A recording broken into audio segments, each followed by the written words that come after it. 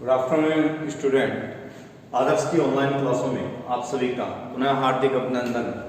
और आज हम एक नए टॉपिक के साथ आए हैं। आपके जो यूनिट 3 के अंदर लास्ट में दिए हुए हैं दो टॉपिक और हॉर्टिकल्चर और डेयरी प्रोडक्ट, तो उन चीज़ों की बात आज के इस वीडियो में हम कर लेंगे। तो आप लोग वीडियो को शुरू से लेकर अंत तक जरूर देखिए। देखो बेटा, हॉर्टिकल्चर का मीन्स क्या होता है? औद्योगिकी। क्या मीन्स होता है? औद्योगिकी मीन्स होता है हॉर्टिकल्चर यानी उद्यान विज्ञान।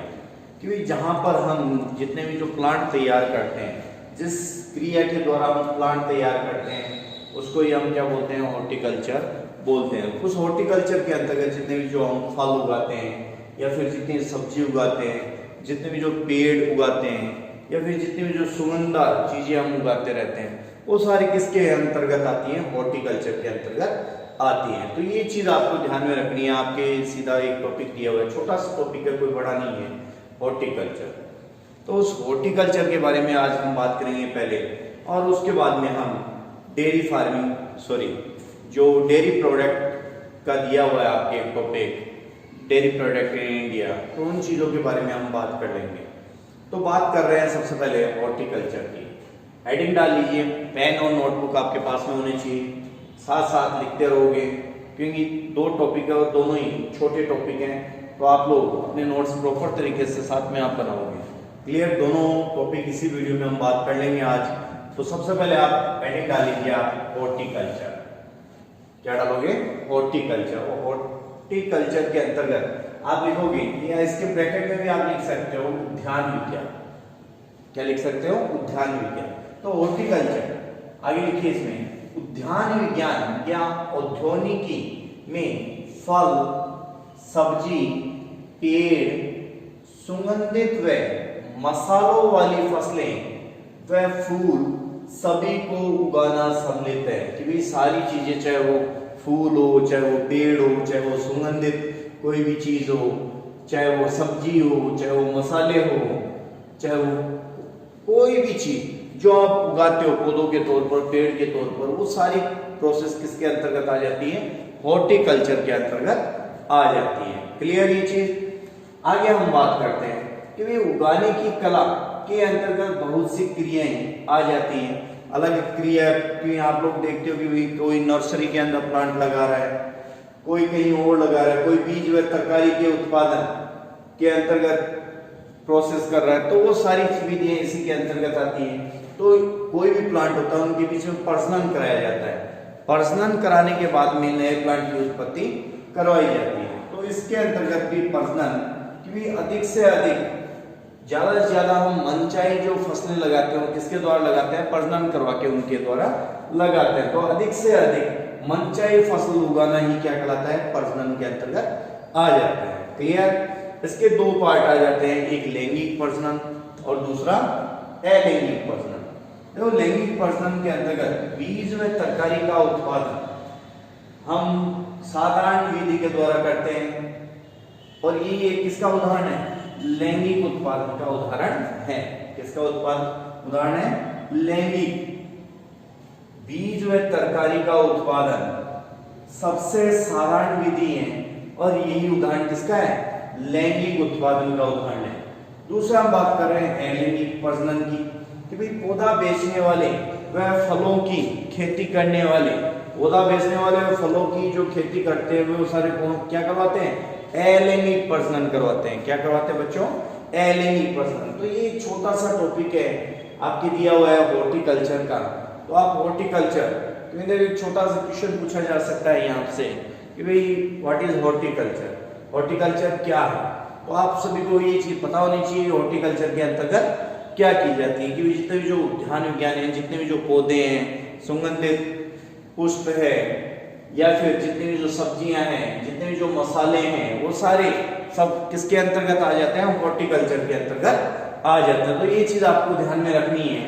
क्लियर? नोट कर लीजिए कि भी उद्यान विज्ञान या औद्योगिकी में फल व सब्जी, पेड़, सुगंधित व मसाले वाली फसलें व फूल सभी को उगाना सम्मिलित होता है। इन पादपों के उगाने की कला के अंतर्गत बहुत सी क्रियाएं आ जाती हैं, जिसमें प्रजनन, अधिक से अधिक मनचाही फसल को उगाना ही प्रजनन के अंतर्गत आता है, जिसके दो पार्ट है, एक लैंगिक प्रजनन और दूसरा अलैंगिक प्रजनन। लैंगिक प्रजनन का जो उदाहरण है कि बीज और जितनी भी जो तरकारी का उत्पादन का सबसे साधारण विधि है, यह लैंगिक उत्पादन का उदाहरण है। क्लियर। दूसरा अलैंगिक प्रजनन, कि पौधा बेचने वाले जितने भी लोग हैं या फिर फलों की जो खेती करते हैं, वे सारे कौन से करवाते हैं? अलैंगिक प्रजनन करवाते हैं। तो सबसे पहले इतना नोट कर लीजिए आप लोग, फिर आगे दुग्ध उत्पादन पर चलते हैं।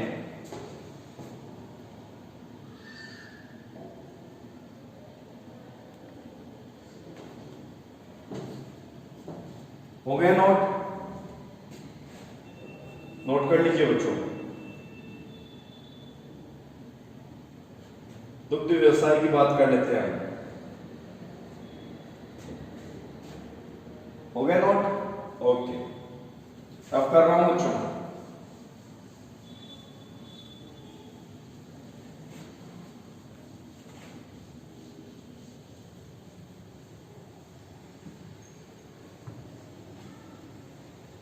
तो ये छोटा सा टॉपिक दिया हुआ था आपके, होने को बहुत बड़ा भी इसको बना सकते हो आप, लेकिन आपके जो ट्यूशन का जो पैटर्न रहेगा वो एक छोटा सा ट्यूशन यहां से ले सकते हैं हॉर्टिकल्चर के बारे में। फिर आगे डाल लीजिए दुग्ध व्यवसाय। दुग्ध व्यवसाय,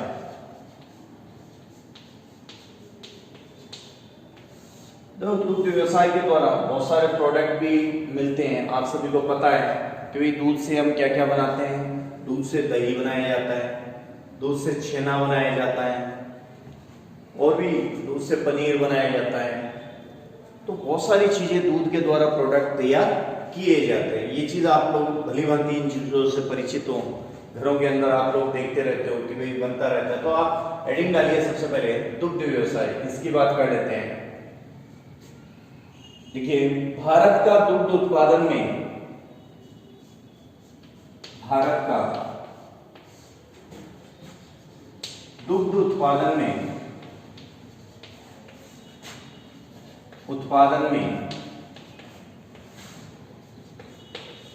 विश्व में प्रथम स्थान है। विश्व में प्रथम स्थान है।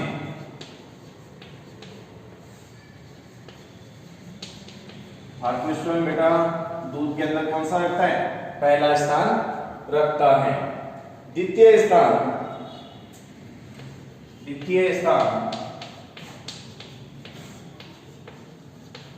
संयुक्त राज्य अमेरिका का है।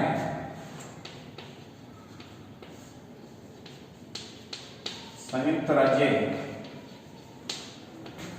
अमेरिका का है। दूसरा स्थान किसका है? संयुक्त राज्य अमेरिका का है। देश में कुल दुग्ध उत्पादन का, देश में कुल दुग्ध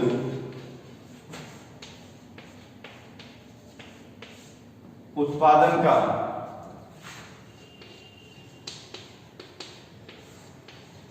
देश में कुल दुग्ध उत्पादन का 50% भैंसों से,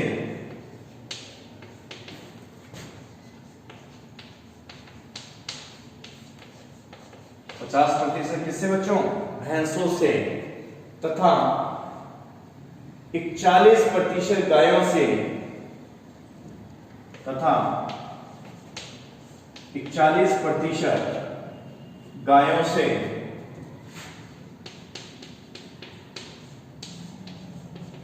41% गायों से, तथा 4% दुग्ध, तथा 4% दुग्ध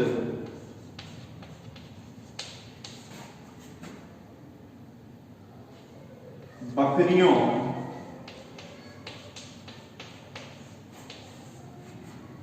व 4% दुग्ध बकरियों व भेड़ों से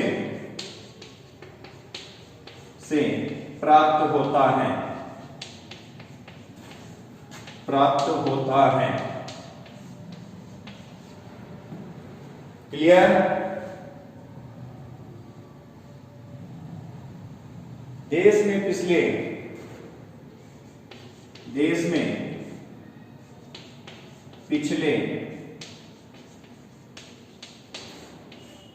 20 से 25 वर्षों में दुग्ध में या दुग्ध उत्पादन में बढ़ोतरी हुई है।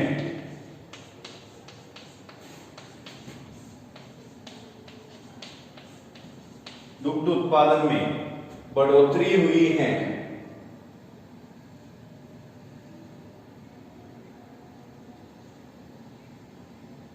इस कारण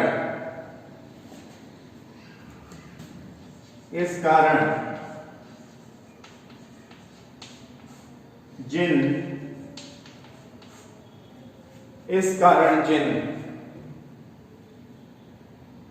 भारतीय गायों को पहले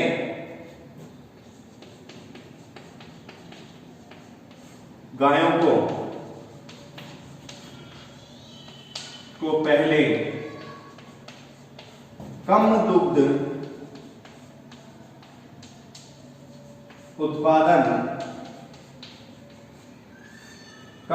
उत्पादन के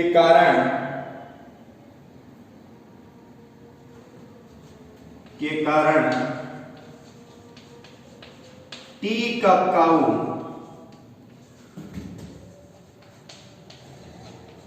काऊ कहा जाता था।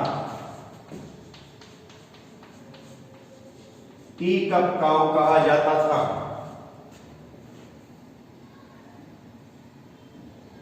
अब वे गायें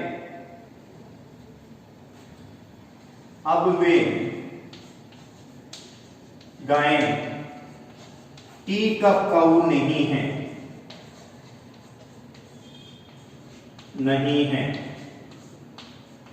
टी कप काऊ नहीं है। नोट कीजिए सबसे पहले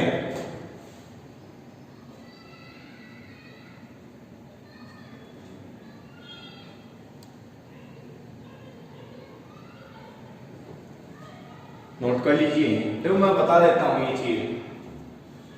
दुग्ध व्यवसाय, तो भारत का जो दुग्ध उत्पादन में विश्व के अंदर पहला स्थान रखता है और दूसरा स्थान कौन रखता है? संयुक्त राज्य अमेरिका रखता है। पहला स्थान कौन रखता है? भारत रखता है। दूसरा संयुक्त राज्य अमेरिका रखता है। देश में कुल दुग्ध उत्पादन का 50% भैंसों से उत्पादन होता है तथा 41% गायों से दुग्ध का उत्पादन होता है और 4% दुग्ध बकरी और भेड़ों के द्वारा प्राप्त किया जाता है। क्लियर? ये 50% कहां से प्राप्त होता है? भैंसों से। 41% कहां से प्राप्त होता है? गायों से प्राप्त होता है। और 4% दुग्ध कहां से प्राप्त होता है?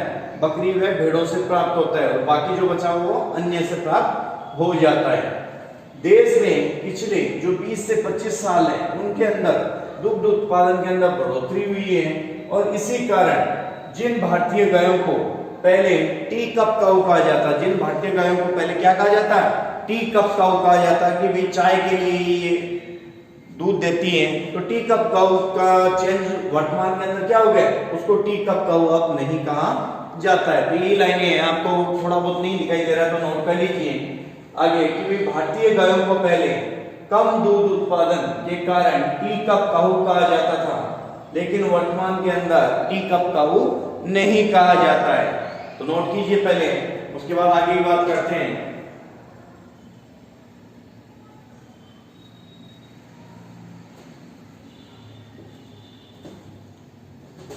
पहले नोट कर लीजिए बच्चों।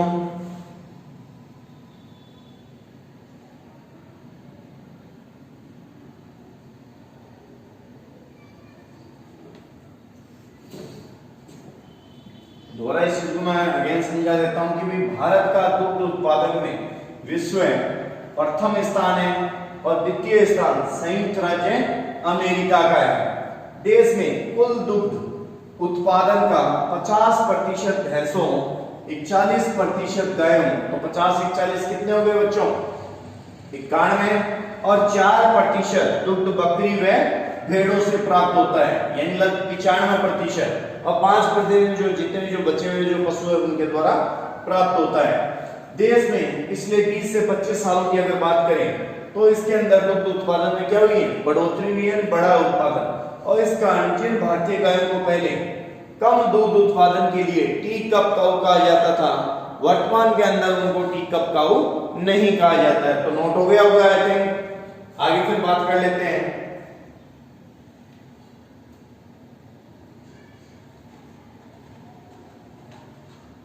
हो गया नोट? रफ कर रहा हूं बच्चों।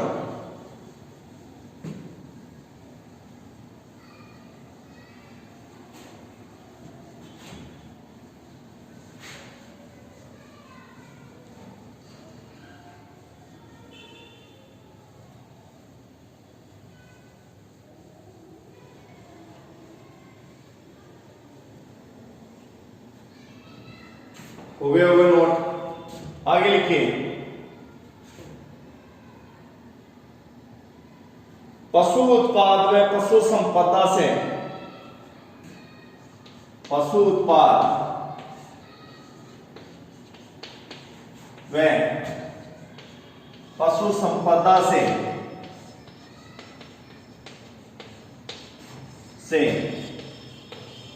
बहुत आय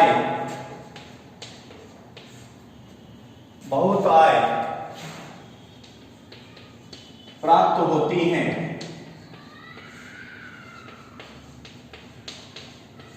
बहुत आय प्राप्त होती हैं। देश में दुग्ध उत्पादन, देश में दुग्ध उत्पादन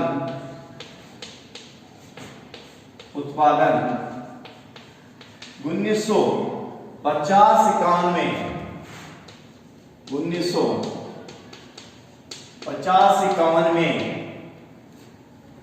1950-51 में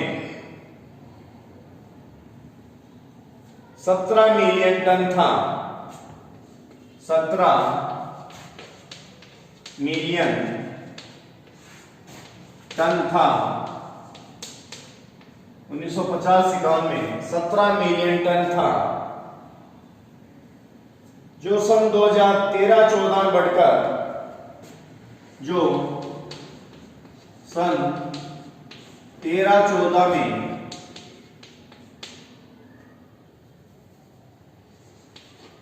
14 में बढ़कर सन 13-14 के अंदर बढ़कर 137.7 मिलियन 137.7 मिलियन टन हो गया है। टन हो गया है 137.7 मिलियन टन हो गया, जिसमें 50% भैंसों का, जिसमें 50% भैंसों का, जिसमें 50% भैंसों का, 46% गाय का व 4% बकरी, 4% बकरी का हिस्सा है।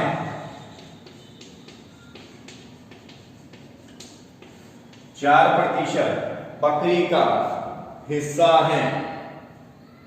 तो इस चीज को समझ लीजिए आगे, क्योंकि आगे पशु उत्पाद व पशु संपदा में से बहुत सारी आय प्राप्त होती है, इनकम प्राप्त होती है, चाहे वो दूध के परिप्रेक्ष्य से देख लो, चाहे आप मांस के परिप्रेक्ष्य से देख लो, तो उनके द्वारा बहुत सारी इनकम की जाती है।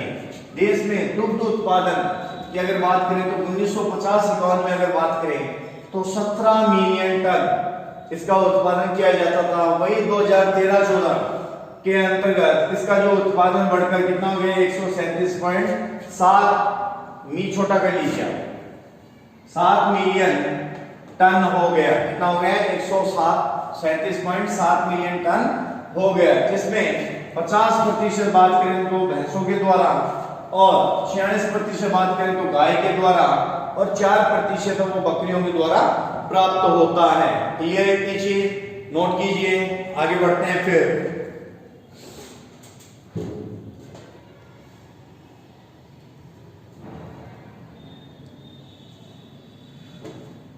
करिए नोट।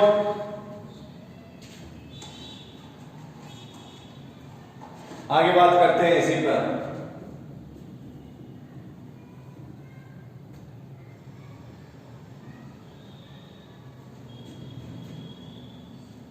तब करा बच्चों,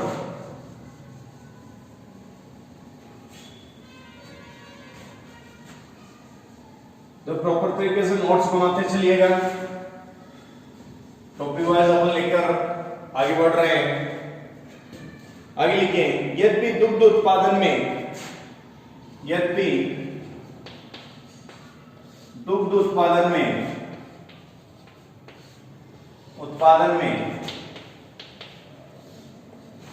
भारत प्रथम स्थान पर है। दुग्ध उत्पादन में भारत प्रथम स्थान पर है।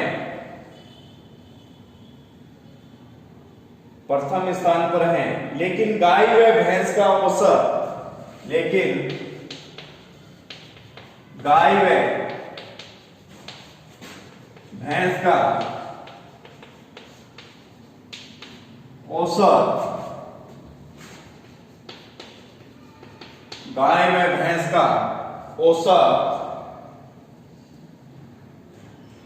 दुग्ध उत्पादन अन्य देशों की तुलना में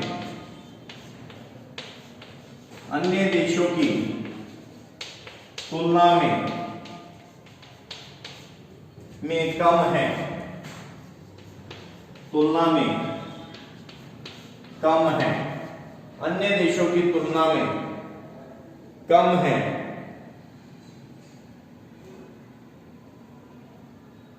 भारतीय गाय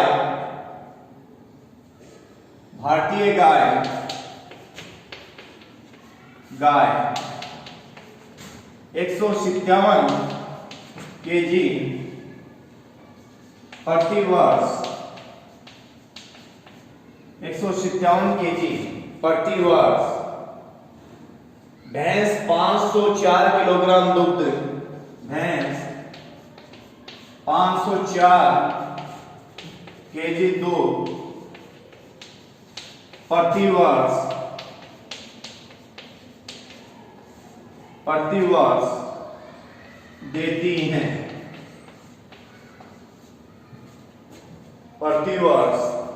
देती हैं। जबकि औसत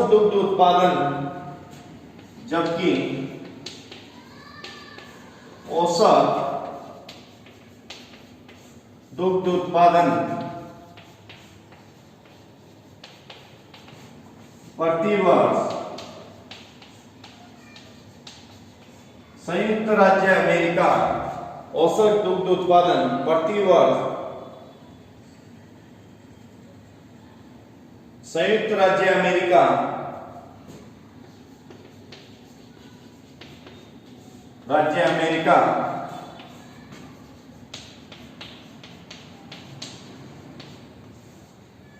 संयुक्त राज्य अमेरिका 4154 किलोग्राम 4154 किलोग्राम तथा ब्रिटेन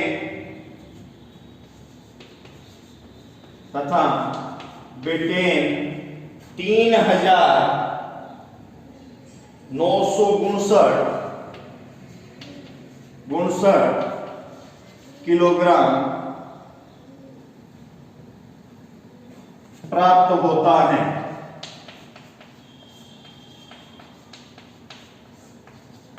अगर संयुक्त राज्य की बात करें तो 4154 केजी और ब्रिटेन की अगर बात करें तो 3959 किलोग्राम प्रति वर्ष इनके द्वारा प्राप्त होता है। तो इस चीज को समझ लीजिए।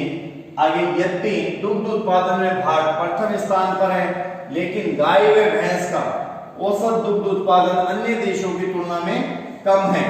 भारतीय गाय 157 केजी प्रति वर्ष हर साल, भैंस 504 केजी दुग्ध प्रति वर्ष देती है, जबकि औसत दुग्ध उत्पादन की अगर हम बात करें तो प्रति वर्ष संयुक्त राज्य अमेरिका जो है वो 4154 केजी तथा ब्रिटेन है वो 3959 केजी दुग्ध देता है या दुग्ध प्राप्त वहां से होता है। ये चीज नोट कीजिए सब। उसके बाद थोड़ा सा पॉइंट हो रहा है, उसकी भी बात कर लेते हैं हम। नोट कर लीजिए बच्चों, ताकि आज ये टॉपिक कंप्लीट करें हम।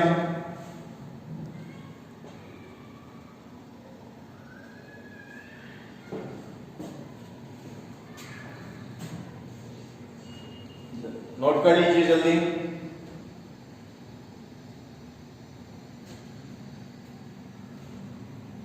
हो गया। आगे इसी में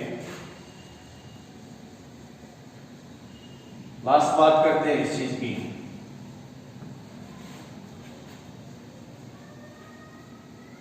जो साथ नोट्स बनाइएगा कि आपके नोट्स के प्रीफिक्स के अकॉर्डिंग हम काम कर रहे हैं यहाँ पर, कि प्रॉपर तरीके से आपके नोट्स भी साथ साथ बनते रहें।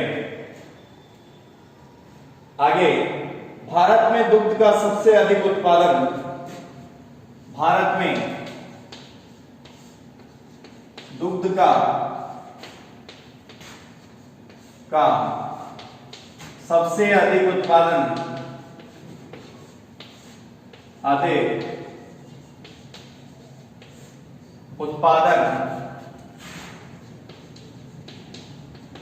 उत्तर प्रदेश दुग्ध उत्पादन उत्तर प्रदेश राज्य में होता है। राज्य में होता है, उत्तर प्रदेश राज्य में होता है। लेकिन या फिर यहां देश का 18.1% दुग्ध उत्पादन होता है। यहां देश का 18.1% दुग्ध का उत्पादन होता है।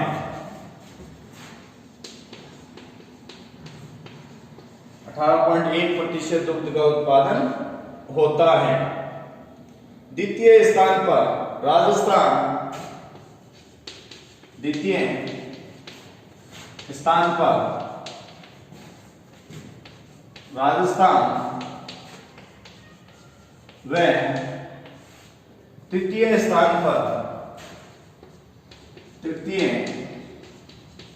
स्थान पर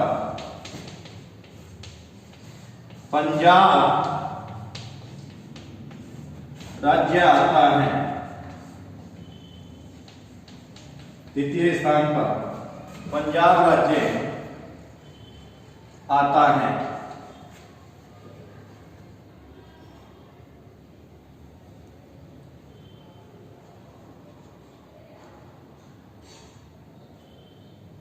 देश का 1/3 से अधिक दुग्ध उत्पादन, देश का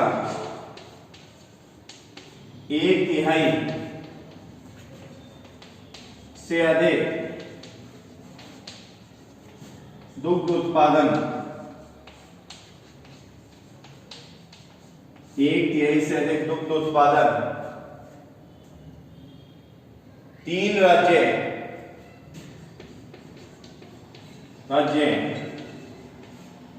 उत्तर प्रदेश,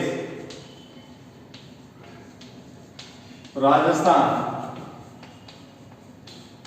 व पंजाब करता है। पंजाब करता है।